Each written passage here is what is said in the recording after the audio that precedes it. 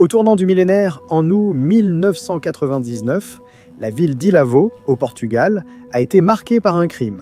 2 corps ont été retrouvés dans une résidence, victimes d'une attaque qui a attiré l'attention du pays entier par sa brutalité. Au fur et à mesure de l'avancée de l'enquête, le fils du couple est devenu le principal suspect, mais il y avait aussi une épouse très contrôlante de ce fils. Un groupe qu'ils avaient et que la société de l'époque qualifiait de sataniste. Avec, pour couronner le tout, un climat de peur et de spéculation. La nuit du crime a coïncidé avec la dernière éclipse solaire du millénaire. Cela a beaucoup fait parler.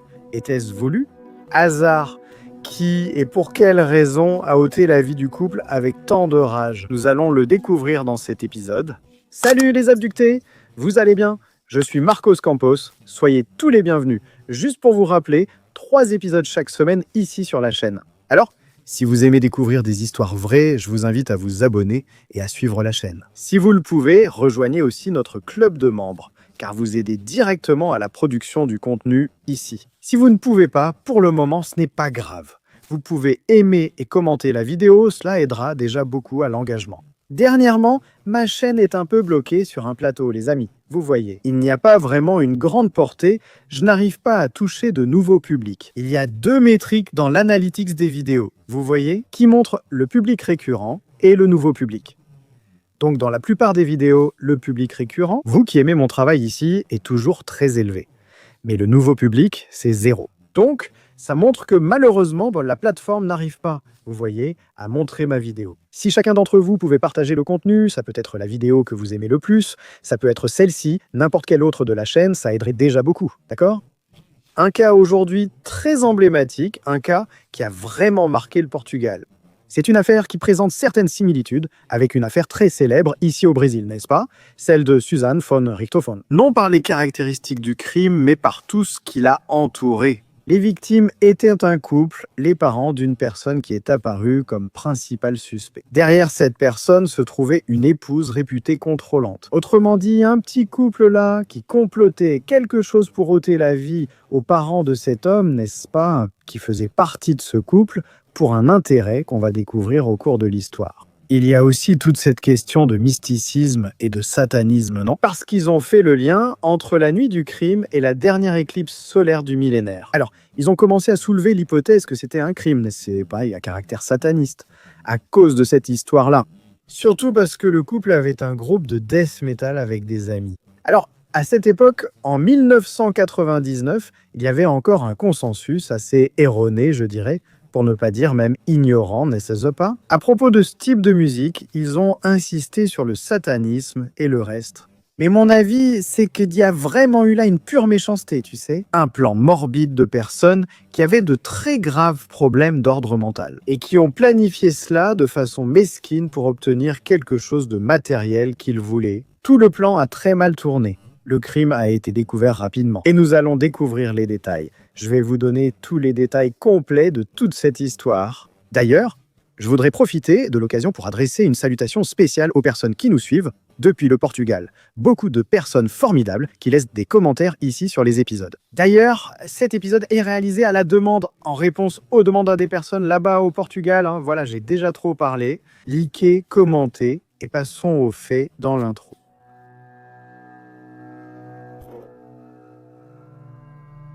Il était environ 16 h le 12 août 1999 lorsque la police s'est rendue au domicile de monsieur Jorge dos Santos et de madame Maria Fernanda dos Santos. Quelques voisins ont remarqué l'absence du couple. Des voisins proches qui communiquaient toujours entre eux étaient constamment en train de discuter les uns avec les autres. Ce jour-là, ils ont appelé le couple, mais personne n'a répondu. Alors, déjà un peu suspicieux, ils ont contacté la police pour effectuer un contrôle de bien-être. La police est donc arrivée vers 4 h de l'après-midi, a frappé à la porte de la maison, mais personne n'a répondu. Pour cette raison, ils ont décidé d'entrer. Ils sont entrés et l'ont regardé à l'avant de la maison, n'ont rien trouvé de suspect, mais ils ont continué à avancer. Et à un certain endroit de la maison, ils ont remarqué une tache de sang qui partait d'une sorte de jardin devant la maison et aller jusqu'à l'intérieur, vers une porte. Évidemment, ils ont suivi la trace de sang, sont entrés, et là, tout de suite, dans la cuisine, ils ont déjà découvert le corps de madame Maria Fernanda dos Santos, 48 ans. Il y avait des traces de sang dans toute la maison. Les policiers ont poursuivi l'enquête, sont montés au 2e étage, un duplex, et là ils ont trouvé le corps de Monsieur Jorge dos Santos, âgé de 49 ans, un médecin très connu dans la région d'Ilavo. Sur le corps, ils ont trouvé des signes de grande violence, de brutalité. Quelle que soit la personne qui avait fait cela, elle avait utilisé beaucoup de colère pour porter ses coups. Il y avait de nombreux signes d'agression sur le corps du couple. En plus de ces blessures évidentes que les policiers ont trouvées là dès le début, lors de cette première inspection de la maison, ils ont remarqué que la maison était légèrement en désordre. Il y avait du carburant sur le corps de la femme, il y avait aussi des allumettes, des épluchures et une bouche de gaz ouverte. Cela montrait clairement que le meurtrier, ou les meurtriers, voulaient incendier la propriété pour, soudainement, éliminer toute preuve qu'ils auraient pu laisser sur la scène du crime. De plus, les policiers ont remarqué qu'il ne manquait pas grand-chose dans la maison. Il ne manquait rien de valeur, seulement quelques objets, des choses sans importance, disons, avaient été emportés de la maison. De plus, la voiture du couple avait disparu, mais rien à l'intérieur de la maison. Peu de signes de lutte. Donc même si rien de très précieux n'avait été emporté de la propriété, la thèse à ce moment-là était celle d'un vol avec homicide, un cambriolage qui avait mal tourné. Mais je ne sais pas si les policiers, à ce moment-là, ont adopté cette thèse pour commencer l'enquête. Ils étaient méfiants. Parce que ce que l'on ressent en regardant cette description de la scène initiale, c'est qu'un vol avec homicide ne se passe pas toujours avec autant de violence, n'est-ce pas? Brutalité dans l'exécution des personnes. En général, le criminel pénètre chez quelqu'un pour voler, puis tombe soudain sur le propriétaire, ce qui déclenche rapidement le crime, n'est-ce pas, Hazardford? Un coup de feu, un coup de couteau, un coup fatal et la fuite. Là, il y avait plusieurs signes d'agression, des répétitions, des coups répétés. Autrement dit, celui qui a fait cela au couple était très en colère. Lorsque les experts ont analysé la scène du crime, les choses ont un peu changé. Ils ont alors considéré comme principal suspect le fils du couple, Antonio Jorge, connu sous le nom de Tojo. Principalement parce que les objets qui ont été emportés de la maison étaient des objets personnels précis. Je dirais même que la personne qui les a pris savait exactement où ils se trouvaient. Donc ce désordre autour de la scène du crime semblait préparé, vous voyez, planifié. Les choses étaient retournées d'une manière un peu... Quelqu'un l'a fait. Ce n'était ni un accident, ni une erreur. Tout semblait préparé, comme une scène de crime. Et il y a aussi le fait que Tojo, le fils du couple assassiné, ne vivait pas dans une situation financière très intéressante. Tu sais, il planifiait, il voulait, il aspirait à une vie meilleure sur le plan financier. Plus tard, en écoutant les témoins et proches du couple, tout a commencé à avoir du sens. Donc, cette thèse, ce principal suspect à ce moment-là, avait tout son sens dans la tête des enquêteurs. Mais Tojo avait un alibi clair, qui allait être vérifié. La nuit du meurtre de ses parents, Tojo n'était pas à Tailavo. Tojo était parti en mini-vacances, disons, avec sa femme Sarah Machado, le 7 août. Ils étaient sans voyage. Ils sont allés à Coimbra, Figueira da Foz, Praia da Vieira, San Pedro de Moel, Nazaré et Peniche. Il faisait ces voyages en voiture, une voiture qui était enregistrée au nom du père de Sarah. Et ils n'avaient pas toujours de l'argent pour dormir à l'hôtel. Donc certaines nuits, ils dormaient dans leur propre voiture. Ce qui ne plaisait pas à Sarah, la femme de Tojo. Mais cette histoire de Sarah qui faisait la moue à cause de l'hébergement du couple, je vais vous la raconter dans un instant. Ce que nous avons pour l'instant, ce sont les premiers témoignages, aussi bien de Tojo que de Sarah. Ils ont dit qu'ils étaient arrivés à San Pedro de Moel 2 jours avant le crime. Et Tojo a dit que, pour une raison quelconque, il s'est disputé avec sa femme et a décidé d'aller se promener seul sur la plage. Il est entré dans la mer et, comme les vagues étaient très agitées, il se serait cogné contre des rochers sur la plage. Et à cause de cela, il a eu une blessure à la main. Regardez bien cette blessure. Quand il est retourné là où ils étaient hébergés, Sarah lui a demandé ce qu'il s'était fait à la main et il a expliqué qu'il était entré dans la mer, qu'il avait heurté un rocher et qu'il s'était blessé la main. Bon, au début, l'histoire s'est arrêtée là. Sarah aurait apparemment cru à l'histoire de Tojo, et on était déjà le 14 août, c'est-à-dire 2 jours après l'assassinat des parents de Tojo. À ce moment-là, le père de Sarah téléphone là où il se trouve et annonce qu'ils doivent retourner à Ilavo, parce que les parents de Tojo n'allaient pas bien du tout. Alors, ils retournent à Ilavo. Et dès qu'à ce moment-là, le père de Sarah annonce ce qui s'était passé, n'est-ce pas? Il annonce la mort des parents de Tojo, l'assassinat et tout le reste. Il est dit que Tojo a eu une expression de surprise, d'effroi, sans comprendre ce qui se passait. Il a même dit « Mais pourquoi ferait-il ça à mes parents ?» Ils n'ont jamais fait de mal. Comme je vous l'ai dit, la police soupçonnait déjà que l'auteur de ce crime était Tojo. C'est pourquoi ils n'ont pas cru à cette histoire ni à cet air de surprise de Tojo. Avec ce soupçon qui planait dans l'air, Sarah a été convoquée à nouveau pour un interrogatoire, sans Tojo, et cette fois sous une certaine pression policière. Sarah a raconté une histoire différente de celle de leur première déposition. Sarah a dit qu'ils déjeunaient dans un restaurant de la région de São Pedro de Moel lorsqu'ils ont commencé à se disputer pour des questions financières. À cette période de leur vie, seul Tojo travaillait, tandis que Sarah étudiait seulement. Et à ce moment-là, ils se sont disputés parce que Sarah voulait toujours dormir dans des hébergements, dans des hôtels. Et Tojo a dit qu'il était à court d'argent et que pour cette raison, il devait dormir dans la voiture. Tu te rappelles que j'ai dit que Sarah n'aimait pas l'idée de dormir dans la voiture? C'est ça! Donc ce serait la raison qui a provoqué la dispute, non? Ça a provoqué cette dispute entre le couple, et à ce moment-là, Tojo serait devenu très énervé. Alors, il est simplement sorti du restaurant où ils étaient en train de manger, il a pris la voiture et il a disparu, sans dire où il allait. Rappelez-vous, il serait devenu énervé à cause de questions financières. Tojo, donc, après avoir disparu, serait revenu retrouver Sarah. Ce n'est que le lendemain de cette disparition, c'est-à-dire le 12 août, le jour du crime.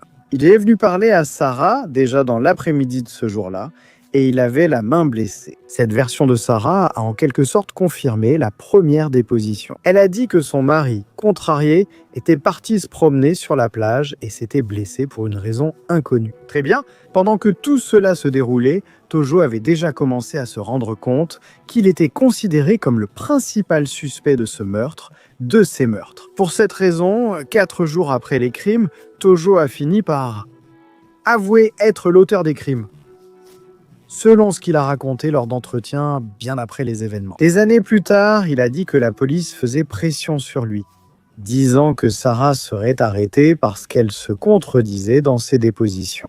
Bref, ils ont adopté une stratégie de pression psychologique sur Tojo, et pour cette raison, selon Tojo, il aurait avoué le crime. Et ainsi, il aurait alors raconté la version de ce qui serait réellement passé, ou de comment presque tout s'est passé.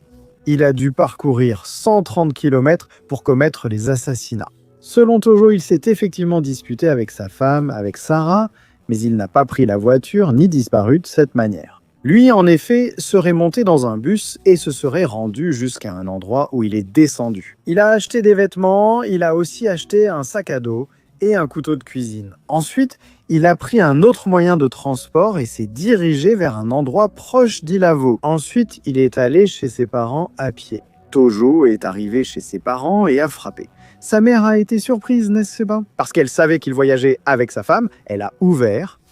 Ils sont entrés dans la maison, ont commencé à discuter, sont montés au 2e étage où se trouvait le père de Tojo, et là, ils auraient commencé une dispute. Parce que Tojo est arrivé en pointant déjà le doigt sur son père en disant « C'est toi le responsable de tout ce malheur qui m'arrive. C'est toi le responsable de ma situation. » Le père était là, stupéfait, n'est-ce pas? Pris au dépourvu par son fils, qui lui pointait du doigt au visage en disant que c'était lui le responsable. Il a réagi à ces agressions et ils se sont disputés verbalement.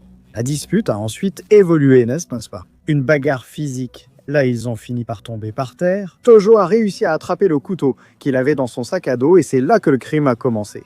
Il a commencé à frapper son père. La mère de Tojo est restée stupéfaite, perplexe face à ce qui se passait, et elle a essayé de s'enfuir. Elle a descendu les escaliers jusqu'au 1er étage. À ce moment, Tojo est sorti de l'endroit où son père gisait, couvert de sang et mortellement blessé. Il est descendu derrière sa mère, qui avait déjà réussi à sortir de la maison et se trouvait déjà à l'extérieur. Là, il a rattrapé sa mère et a commencé à la frapper, lui assénant également plusieurs coups de couteau. Après qu'elle se soit déjà évanouie, il a pris le corps et l'a traîné à l'intérieur de la maison. Et cela explique cette scène initiale où les policiers sont allés à la maison après que les voisins ont remarqué l'absence du couple. La tache de sang se trouvait à l'extérieur de la maison et cette traînée de sang menait jusqu'à la cuisine de la propriété, là au premier étage. À ce moment-là, Tojo le dit dans sa déposition, n'est-ce pas? Pendant l'interrogatoire, il a commencé à paniquer. Il est devenu désespéré quand il a réalisé ce qu'il avait fait. Cela suggère qu'il s'est disputé avec Sarah, sauf s'il a très bien planifié cette histoire pour couvrir un acte de Sarah. Il faut être vraiment passionné, non? Mais en partant du principe que tout cela s'est vraiment passé, il s'est disputé avec Sarah et il était furieux, n'est-ce pas? À cause de l'argent, la femme lui parlait à l'oreille. Il a perdu le contrôle et est allé punir ses parents. Le fait est qu'il était furieux, en grande partie à cause de cet empoisonnement, à cause de cette dispute-là. Il y est allé déjà avec l'intention de tuer ses parents. Après avoir fait cela et vu tout ce sang répandu sur le sol, il a paniqué. Il a donc choisi d'effacer toutes les preuves du crime. C'est pour ça qu'il a mis du carburant, il a pris tout ce qui était inflammable dans la maison pour essayer de provoquer un incendie. Mais il n'a pas réussi à le faire. Alors, il a décidé de simuler un cambriolage, et il l'a fait vraiment n'importe comment, n'est-ce pas? Car immédiatement, les experts présents, comme dans l'affaire Suzanne au Brésil, n'est-ce pas ça, c'est pas? Dès qu'ils entrent sur la scène du crime, lors d'un premier balayage, un œil exercé voit vite que l'auteur connaissait bien la dynamique de la maison. Et c'est ce qui s'est passé aussi dans l'affaire de Tojo. À ce moment-là, Tojo prend quelques objets dans la maison, là quelques affaires. Il met tout dans son sac à dos, vole la voiture de ses parents et s'enfuit vers la plage de Mira. Alors, il prend tous les objets, va à cet endroit, se change supposément avec les vêtements qu'il a achetés en chemin, n'est-ce pas? Quand il planifiait les étapes pour commettre le crime. Rappelle-toi qu'il a acheté des vêtements. Ensuite, il a pris un transport jusqu'à là-bas et il y est allé à pied. Très probablement, alors neige à revanche, il change de vêtements à cet endroit et abandonne la voiture dans une zone isolée près de cette plage. Très bien. En poursuivant donc le témoignage de Tojo, il dit que oui. Il était très en colère contre son père, qui avait été un bourreau pour lui depuis l'enfance. Alors, la police a été surprise quand il a commencé à faire cette déposition, n'est-ce pas? Parce qu'il était très en colère en faisant cela. Il a ignoré l'amour parental, non, celui d'un père ou d'une mère pour son fils. Et par-dessus tout cela, il a mis la colère qu'il ressentait, soi-disant, n'est-ce pas? Une profonde aversion pour ses parents, surtout pour son père, qu'il a qualifié de bourreau, à cause de tout ce que ce père lui aurait fait subir pendant son enfance. Que toutes les disputes à la maison, quand elles avaient lieu, ont pointé toujours du doigt Tojo. Bien sûr selon sa perspective et son témoignage. Et ici on arrive à un point plus factuel dans l'histoire. La police a également trouvé un journal intime de la mère de Tojo dans la maison, et dans ce journal il y avait quelques passages où la mère, elle exprimait en fait une insatisfaction envers le mariage, non, avec son mari, disant que le mariage n'allait déjà plus très bien. Et d'ailleurs, c'est aussi un fait. Ils sont même allés jusqu'à se séparer légalement. Donc ils n'étaient plus mariés légalement, mais ils ont choisi de continuer à vivre ensemble. Donc d'une certaine façon, cela a servi de justification, non? Pour la déclaration de Tojo que le père n'était pas une personne très agréable à vivre avec lui. Très bien. Après donc toute cette confession, tous ces détails, Tojo, avec les officiers, s'est dirigé vers l'endroit où il avait abandonné la voiture, où se trouvaient les objets qu'il avait pris dans la maison ainsi que l'arme du crime, le couteau. À partir de ce moment-là, Tojo a fait l'objet d'un mandat d'arrêt, une détention préventive en attendant le procès. Mais vous pensez que l'histoire s'est terminée aussi simplement? Bien sûr que non. Il y avait encore beaucoup de choses à découvrir dans cette affaire. C'est à partir de ce moment-là, n'est-ce pas? Après les dépositions lors de la détention provisoire de Tojo, les enquêteurs ont commencé à soulever de nouveaux soupçons. Ils ont trouvé peu probable que Tojo ait pu commettre ce meurtre de manière aussi cruelle, tout seul. Et alors, ils ont soulevé la possibilité qu'il ait eu des complices. Et puis à fait tard, des questions liées au satanisme ont commencé à apparaître.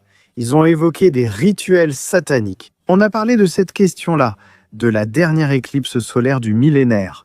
C'est là que toute la spéculation a commencé, d'un aspect plus mystique, je dirais. Et tout ça, les gars, en plus du contexte social de 1999, d'accord? Il n'y avait pas comme ça cette quantité d'informations qu'on a aujourd'hui. Tout se faisait encore un peu par le bouche à oreille. Les nouvelles, les gros titres, les journaux. Et quand on a commencé à spéculer sur cette question sataniste, c'était du pain béni pour les gros titres des journaux sensationnalistes. Le truc était affiché comme ça, rituel satanique, crime satanique à Ilavo.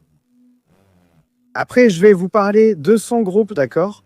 Mais un groupe de death metal impliqué dans un crime sataniste. Enfin, c'est devenu cette histoire que vous pouvez déjà imaginer, n'est-ce pas?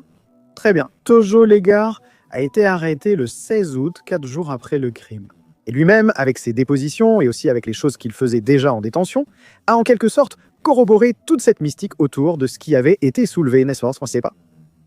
C'est à l'histoire de satanisme et tout le reste. Parce qu'il a écrit une lettre à Sarah, qui n'est allée lui rendre visite en prison que 10 jours plus tard, accompagnée de ses parents, disant qu'elle avait l'intention de continuer sa vie seule. Ils se sont mariés en 1994, donc mariés depuis environ 5 ans. Après que tout cela soit arrivé, si Tojo a fait ça à cause d'elle, elle est allée là-bas et lui a donné un sacré coup de pied aux fesses, disant qu'elle allait continuer sa vie toute seule. Et malgré cela, il lui a écrit une lettre en prison. Cette lettre-là a aussi contribué à alimenter toute cette histoire de mystique, de satanisme et tout le reste. Parce que, dans la lettre, il appelait Sarah déesse du feu. Et en plus, vous savez, les gars, dans cette lettre, Tojo fait quelques remarques vraiment intéressantes. Il dit que le psychologue qui avait déjà parlé avec lui en prison disait qu'il avait des tendances perfectionnistes, qu'il était un gars obsessionnel, qu'il ne voulait décevoir personne, qu'il avait besoin de tout faire correctement.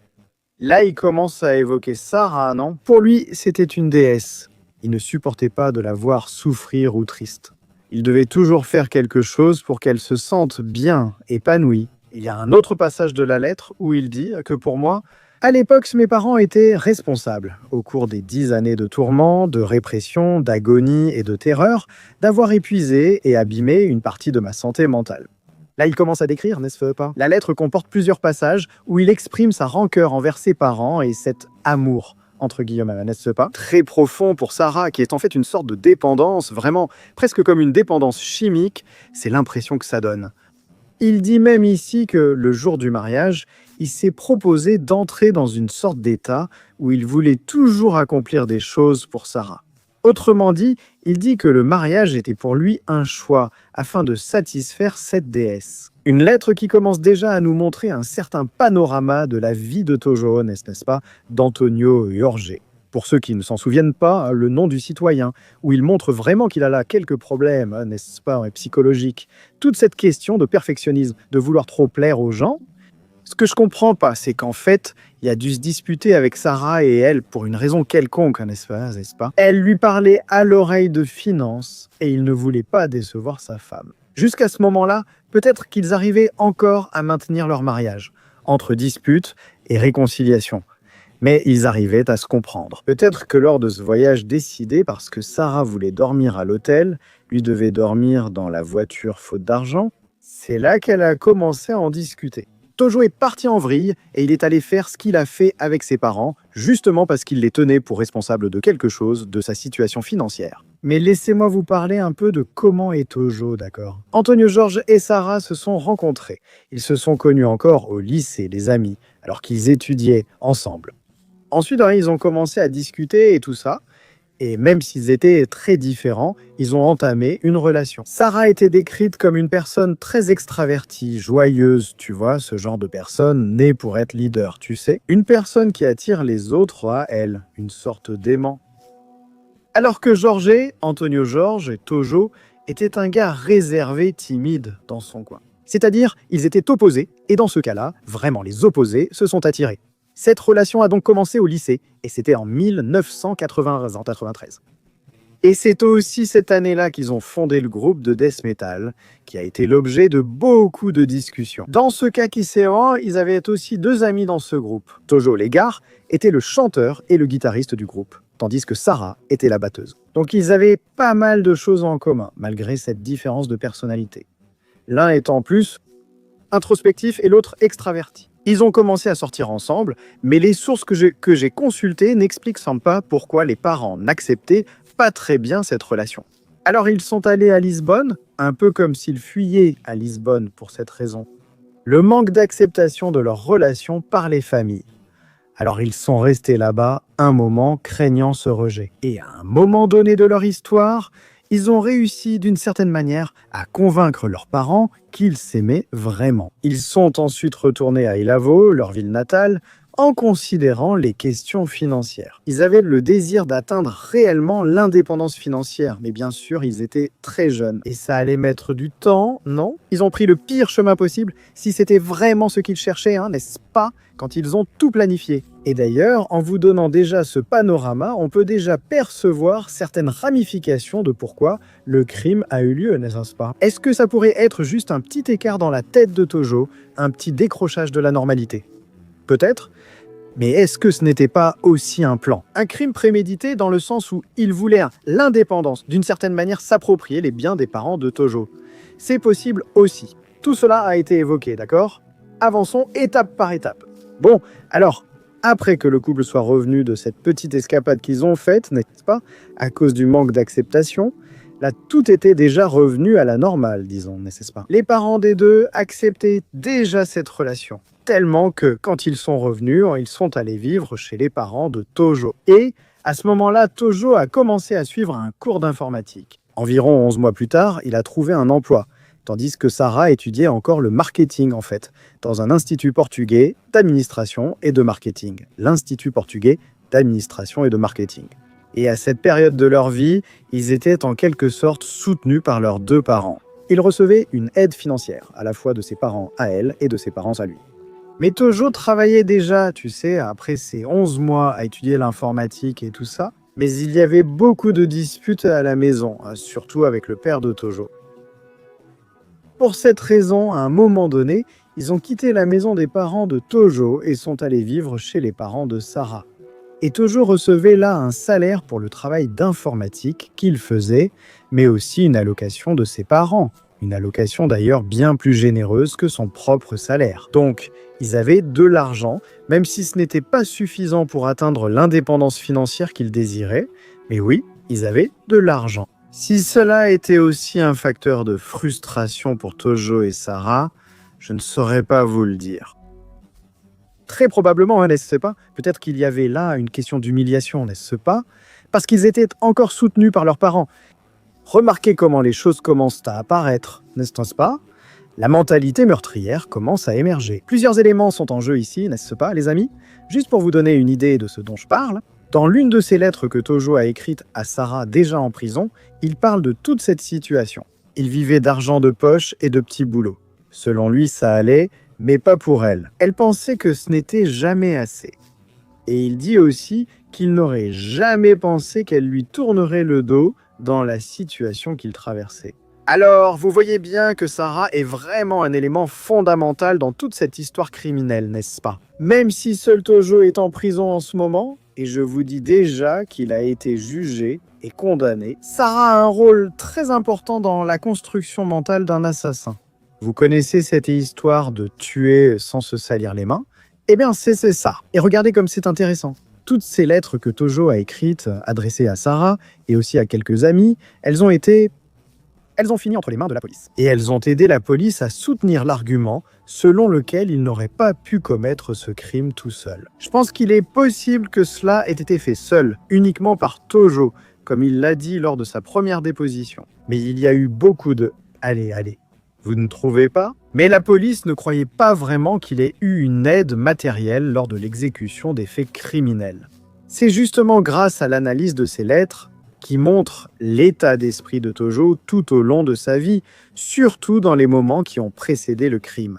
D'après ces lettres, Tojo était littéralement, peu à peu, abandonné par tout le monde.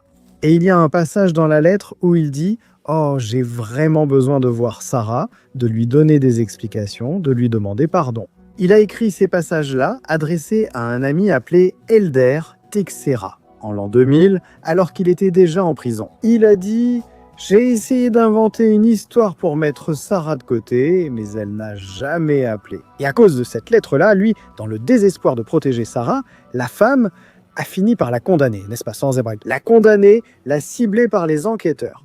J'ai voulu inventer une histoire qui ne l'expose pas. Et Quand la police a lu ça, il est devenu évident que Tojo avait commis une erreur, n'est-ce pas? Il a inventé une histoire où il mettait sa femme de côté, mais elle avait une certaine implication.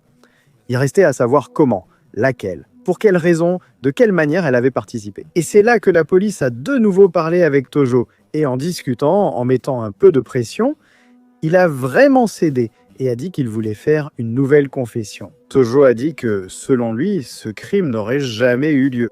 Il a dit qu'à l'été 1999, lui et Sarah ont commencé à planifier la mort de George et Maria Fernanda dos Santos. Tojo fait une révélation qui n'est pas du tout surprenante pour nous, qui découvrons l'histoire maintenant, n'est-ce pas? Il a dit que c'est Sarah qui a eu cette idée. Elle a dit qu'ils devaient mourir pour qu'enfin ils atteignent l'indépendance financière. L'une des raisons qui a poussé Sarah à adopter cette attitude extrême pour atteindre rapidement l'indépendance financière, c'est qu'elle aurait échoué dans le cursus qu'elle suivait. Et elle ne voulait le dire à personne parce que c'était une nouvelle étape de frustration dans la vie de toute la famille, d'humiliation. Donc en quelque sorte, elle avait urgemment besoin d'atteindre l'indépendance financière. Remarquez à quel point elle était totalement... Elle ne voyait pas la réalité, n'est-ce pas? Elle était hors d'elle, la femme aussi. Et lui, complètement mené par le bout du nez, n'est-ce pas? Pantin de sa femme, il s'est laissé manipuler par ses paroles et s'est retrouvé dans une impasse. Et comme Sarah était sa reine, sa déesse, la femme à qui il ne refusait rien, qu'il ne voulait jamais voir triste ou blessée, quand elle a commencé à parler de ce plan, dans sa tête, il n'avait pas d'autre choix, n'est-ce pas? Son cerveau était déjà programmé pour ne pas blesser sa petite chérie. Tojo dit encore, dans cette nouvelle confession, dans ce nouveau témoignage, qu'il a effectivement argumenté, oui, à plusieurs reprises, tu sais, en donnant des alternatives à Sarah, en disant, écoute, on peut faire ça, faisons ceci. Mais là, elle insistait toujours sur la même chose, et il a dit qu'il n'avait rien d'autre à faire. Il devait lui donner cette preuve d'amour. Tu imagines Bobby prouver son amour en tuant ses parents? Eh oui, non. Les personnes entendues, connaissant le couple, ont également apporté des témoignages éclairants. Ils ont dit que Sarah était une sorte de dominatrice dans la relation, n'est-ce pas? Tous ceux qui connaissaient le couple disaient que Tojo faisait tout pour plaire à sa femme et qu'elle était, en quelque sorte, dominante dans la relation et qu'elle menait vraiment le gars à la baguette. Et voilà, très bien, ils étaient là dans cette conversation, dans ce plan. Tojo était déjà convaincu qu'il allait vraiment faire ça. Et là, ensemble, ils ont planifié, prémédité le crime. Ils ont conclu que c'était le moyen le plus facile d'obtenir l'indépendance. Ils ont fait toute la planification avec ce voyage qu'ils allaient faire, n'est-ce pas? Qui a commencé le 7 août. Ils préparaient leur alibi, non? Tojo y est allé, mais il était en voyage. Personne, quoi que soi-disant, n'a vu l'homme faire furtivement ce qu'il a fait. Alors ils avaient un alibi solide. Sans cet aveu, dans cette version des faits que Tojo donnait, Sarah était l'auteur intellectuel du crime. En plus, elle aurait acheté les éléments qu'il a utilisés pour commettre le crime. Comme, par exemple, des vêtements, un drap pour cacher les cheveux, un chapeau, 2 couteaux et une lampe de poche dans un hypermarché là-bas, à Coimbra. D'ailleurs, la police aurait trouvé cet enregistrement d'achat sur la facture d'une carte de Sarah. Et Tojo dit aussi que Sarah a tout planifié et que c'est elle aussi qui s'est débarrassée des éléments, des preuves du crime. Avec ce nouveau témoignage en main, la police, tout en vérifiant tout, a vu le juge émettre un mandat d'arrêt contre Sarah. Mais c'était une assignation à résidence. Sarah est restée tranquillement chez elle, tandis que Tojo purgeait sa peine directement en prison. Mais Sarah n'est restée que peu de temps en détention, même en assignation à résidence, parce qu'ils ont continué à enquêter, mais il n'y avait aucune preuve qui la reliait directement à cette histoire de Tojo. Donc elle a fini par être libérée. Et à ce moment de l'enquête, un nouveau nom apparaît. D'accord, les gars? Nuno Lima. Le soupçon est apparu qu'il avait collaboré avec le crime, et lui aussi a été placé en détention provisoire à domicile. Tout cela à cause des questions dont je vais vous parler maintenant, du groupe de death metal, des questions satanistes et tout le reste. Avec ce témoignage de Tojo, la police a commencé à croire en effet à cette thèse selon laquelle il s'agissait d'un crime, d'une œuvre pour le diable, d'un crime de satanisme. Le reste a été réalisé avec les membres de ce groupe. La police était convaincue qu'en effet, Tojo n'avait pas les moyens de commettre ce crime de manière aussi brutale, bestiale, tout seul. Et puis, quand il a commencé à avouer toute cette histoire de la femme, d'autres preuves ont commencé à apparaître. Cette thèse du crime satanique a gagné en force. Et là, tu sais comment c'est, n'est-ce que pas? La presse a aidé à diffuser cela. Il a commencé à y avoir des rumeurs dans la ville que c'était un crime sataniste. Un peu, tu vois? Pas de réaction. La police voulait aussi prouver qu'il s'agissait d'un crime mystique. C'est là qu'entre en jeu le fait que Tojo ne s'habillait qu'en noir. Les membres du groupe étaient aussi dans le death metal et ils avaient planifié cela, selon la police. N'est-ce pas? Ils auraient planifié l'exécution du crime pour ce jour-là, où aurait lieu la dernière éclipse solaire du millénaire. Alors, les gars, je vais vous parler brièvement. C'est malheureusement une question, je ne sais pas si c'est une question d'époque, si ça existe encore. C'est presque de l'ignorance, quelque chose de si léger, sans preuve concrète que cela ait eu lieu, car bien sûr, ça existe. Mais supposer ça juste parce qu'ils avaient un groupe, c'est vraiment étrange, non? C'est la même histoire que quand un crime se produit, parce qu'un tel regardait un film, jouait à un jeu, une chose isolée. Donc, on ne peut pas déterminer que c'était la raison qui a provoqué un crime. Pour en arriver à commettre un crime, surtout un crime comme celui-ci, avec autant de fureur et de colère, il y a plusieurs facteurs. Cela a peut-être contribué. Si en effet ils étaient satanistes, ils avaient cette question de rituel et tout le reste. Peut-être, mais ce que je dis là, c'est l'opinion populaire, l'opinion publique de l'époque. Les journaux à sensation donnaient l'impression qu'il y avait des préjugés, parce qu'on ne parlait que du groupe. C'était une question de death metal à cause de leurs vêtements noirs, des croix, des cheveux longs, etc. C'était juste des préjugés. À ce moment, aucune preuve factuelle d'un rituel n'existait. Cette histoire d'éclipse, ça pouvait très bien être une simple coïncidence, tu sais. Mais même si cette comparaison était absurde, toute cette histoire a vraiment entaché les choses. Le style musical de l'époque, tu sais, a fait que tout le monde avait beaucoup de préjugés envers ce genre. Cela a fait l'objet de discussions dans des émissions de radio, à la télévision au Portugal. Tout tournait autour du fait qu'il y avait un lien avec le crime d'Ilavo, avec le death metal, le metal et tous ces styles de rock plus lourds. La scène du crime montrait que c'était un crime de rage, de fureur, tu vois. La femme a tenté de fuir, mais l'homme l'a attrapée et ramenée dedans. Il avait déjà tué le père au 2e étage. Ça montrait, il y avait quelques éléments là. Malgré une scène mise en place, il y avait des indices qu'il y avait effectivement eu une dispute. Là, tu pourrais même argumenter que non, mais la question sataniste n'était que la raison pour laquelle ils sont allés là-bas pour commettre le crime. Évidemment, peut-être que ça ne s'est pas passé le jour où ils l'avaient en prévu.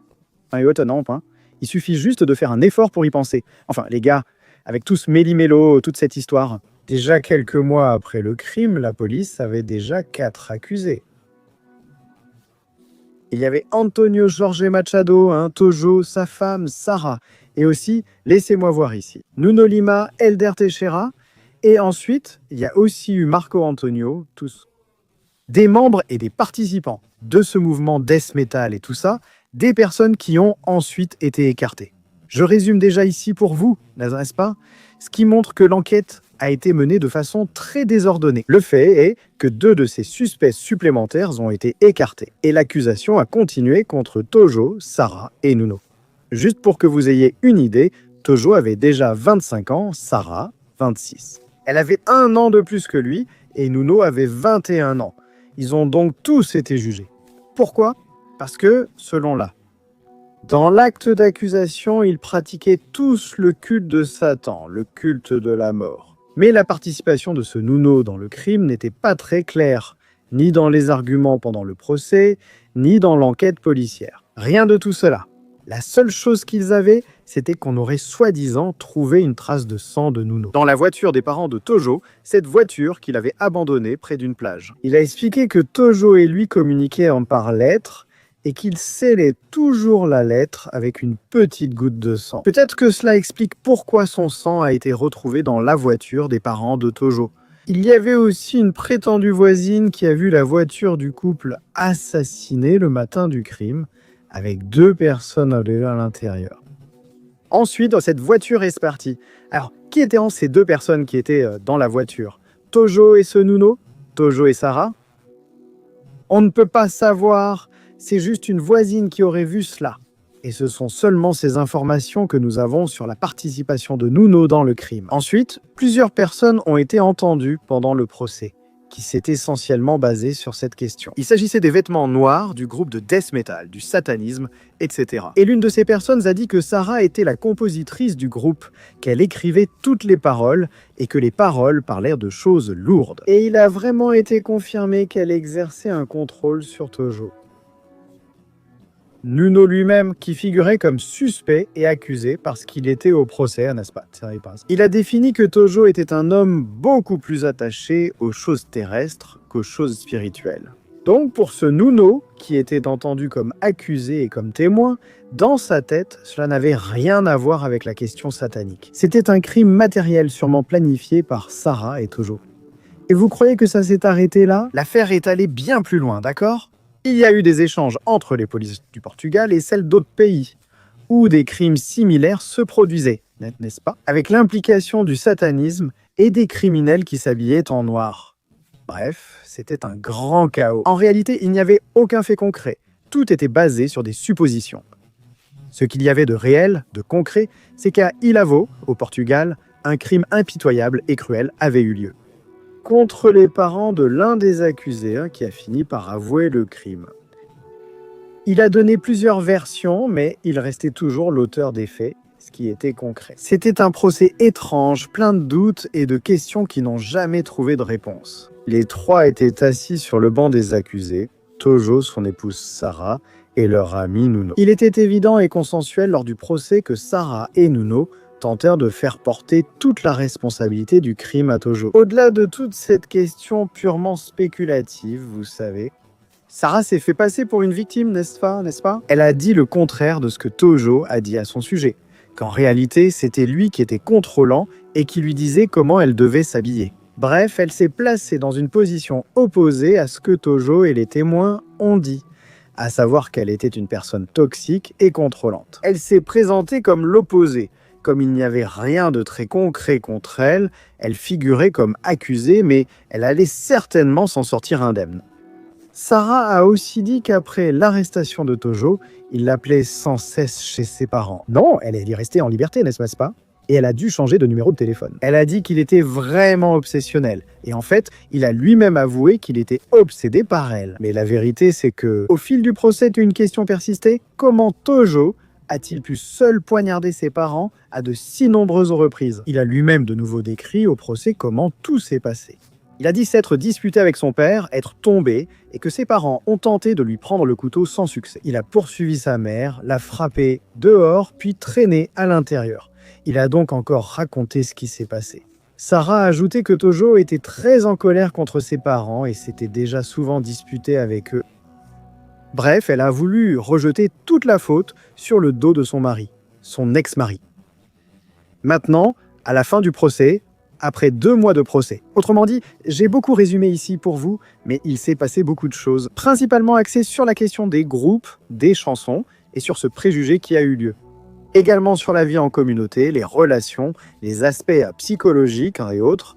Mais les juges ont compris que ce n'était pas Tojo qui dominait la femme, mais bien Sarah qui le dominait. Il n'a pas non plus été prouvé qu'il détestait ses parents ou qu'il s'était déjà disputé avec eux. Et dans le verdict lu le 17 avril 2001, il est devenu clair que de nombreux doutes subsistaient. Il n'y avait aucune certitude absolue sur ce qui s'était passé le jour des crimes. Cela a beaucoup bénéficié à Nuno et à Sarah, du fait qu'il n'y avait pas de certitude totale quant à leur participation au meurtre.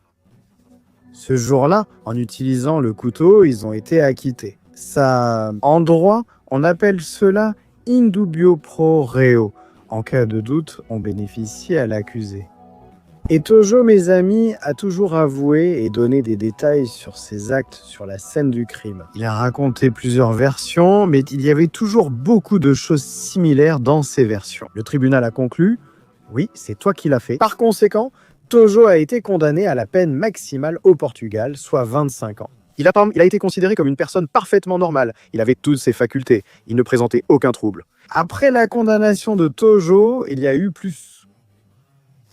des développements. En ce qui concerne l'héritage, qui était le principal facteur pour qu'ils aient une indépendance financière, cet héritage a été la cause de nombreux conflits juridiques, également au Portugal.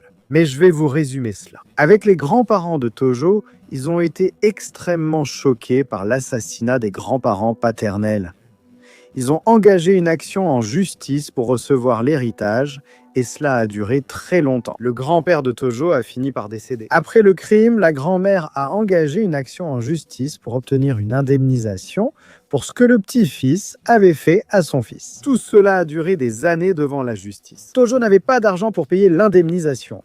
Alors ils ont fait appel à une organisation qui effectue ces paiements ordonnés par la justice. Lorsque le condamné n'a pas les moyens, cet organisme a analysé et a dit que Tojo avait les moyens de faire le paiement, mais il ne l'a pas fait. Cela s'est déroulé au fil du temps, et la dame, la grand-mère de Tojo, n'a rien reçu. La maison elle-même, à Ilavo, où le crime a eu lieu, était financée, et des années après les assassinats, elle a été vendue. Cet argent a finalement été versé à la banque, comme compensation et pour des questions juridiques liées aux dettes. La maison a été vendue. Aussi incroyable que cela puisse paraître, certaines personnes intéressées ont acheté la maison et ont dit qu'elles ne se souciaient pas de ce qui s'était passé des années auparavant. Pour eux, tout allait bien. Ils ont repeint la maison d'une autre couleur, ont fait des rénovations, et aujourd'hui la maison est toujours là. Ce n'est pas seulement la maison qui a changé. Peut-être que la peinture a changé toutes les personnes impliquées au fil des années. Sarah, d'ailleurs, s'est mariée, a eu un enfant et reste éloignée de toute cette histoire. Elle ne donne pas d'interview. Nuno a disparu, personne ne sait vraiment où il se trouve. Et Tojo, mes amis, il a purgé 17 ans de prison, il a été condamné à 25. Et le jour précisément, laissez-moi vérifier ici. Le 7 mars 2017, il a été libéré. Il a obtenu sa liberté conditionnelle grâce à ses études, à sa recherche d'emploi et à son bon comportement en prison. En convainquant le juge ou la juge de l'affaire, en somme, le système judiciaire portugais, qu'il était apte à être réinséré dans la société. L'exécution complète de la peine se termine en août 2024. Par conséquent, Tojo est maintenant un homme libre. Face à tout ce que je viens de raconter, chers abductés, qu'en pensez-vous ? Pensez-vous que Sarah a participé au crime ? Ce Nuno, ce sang, était-ce une coïncidence ? A-t-il eu une quelconque participation ? Une aide ? Sarah était-elle la commanditaire ? Intellectuel ou non, tout venait-il de la tête de Tojo, même s'il était empoisonné, peut-être à cause de cette question financière, en cherchant à atteindre l'indépendance. Qu'en pensez-vous ? Quelle est votre opinion sur ce crime ? Là-bas du Portugal que je vous ai apporté à la demande de nos amis qui suivent toujours les épisodes. C'est tout, j'espère que vous avez apprécié. Merci pour votre compagnie. Un bisou du roux et à bientôt pour le prochain épisode.